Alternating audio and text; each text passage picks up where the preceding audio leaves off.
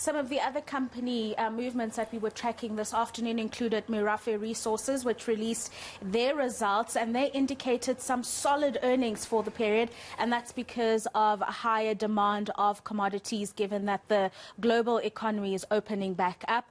We also saw eNCA releasing a trading statement. They're indicating that their earnings are going to be over 100% higher, and it's the same story, the higher price of commodities as well as increasing demand.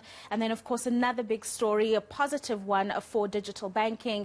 Bank Zero finally allowing all clients to apply to be clients of a Bank Zero. So it officially launched today after quite some time that we saw, after that it announced rather that it was going to be entering the market as a digital bank. It was actually one of the first few banks before Discovery and Time that announced that it was going to be launching into the market, but it's taken longer than the others. So I have got Joseph Busha, who is an analyst, a market analyst, and he's going to be breaking down some of the movements that I've just mentioned. Mr. Busha, many thanks for your time. Maybe we can pick up on the point that I was just making about Bank Zero. They were the first, or one of the first, to announce entering into market a few years ago, but they seem to have come in a little bit last when it comes to other players that came into the markets before they did. No, certainly, and good evening to the viewers. They were supposed to have launched in 2019, towards the end of 2019, but I think then came COVID and they could not launch. But finally, they are here, and I think they wanted to really shake the market by making sure that, our normal monthly charges we get on our statements are reduced to zero. That's what they are promising to do that. They have basically opened the doors to customers, both individuals and companies. They are looking to be able to attract and gain market share. So I think the timing is fantastic, I think, for them, given obviously the COVID pandemic and the fact that lots of businesses and individuals are basically battling in terms of income.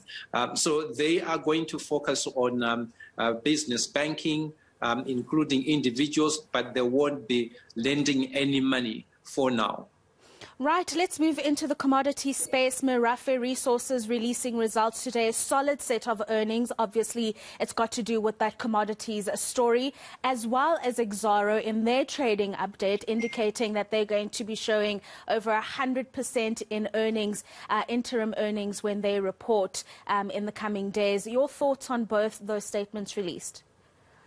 Well, the numbers continue to be very impressive within the commodities, the resource sector. As you said, Rofhiwa really swinging into profit from 900 million loss last year into about 600 million, 576 million profit. So I think that's fantastic for Rofhiwa. You see that their revenue increased by 60%, 25% increase in net asset value, and their net cash flows coming up at about 287%. So I think this is really good news, and they're also paying a dividend of about 7%. The same goes for eNCA. They have had some few assets to dispose of that have obviously helped them in terms of profitability. These are once-off items, but nonetheless, you're seeing earnings per share up to 84 to 96% up, and headline earnings are 99, 100%, 110% up. And this really, as I said to you, have been driven by those equity-related accounting income, once-off items, but very, very good.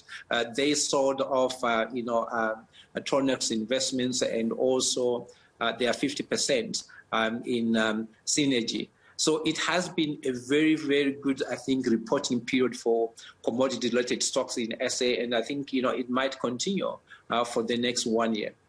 Finally, Mr. Busha, your thoughts on Adapt IT, the CEO, Busha, finally resigning as the chief executive. And of course, this stems from allegations that came out a few months ago that he was involved in some violence against another gentleman. Well, it's quite unfortunate. I mean, he has worked for about 15 years building the company. He is the founder and CEO. Now, obviously, just resigned effective 6 August. But he had done fantastic in building his business, and which got listed. And you've seen that a number of suitors had come through. We have the Canadian Varis and obviously our local telecom company, Huge, that has been, vying to do the takeover 100% of Adapt IT. So it's not a nice way, I think, for him to exit. He did announce, I think, in March that he was going to take leave of absence to sort out his personal matters. And it has just culminated in him basically resigning and the interim CEO taking over. We hope that shareholders will continue, obviously, to benefit and there will be growth.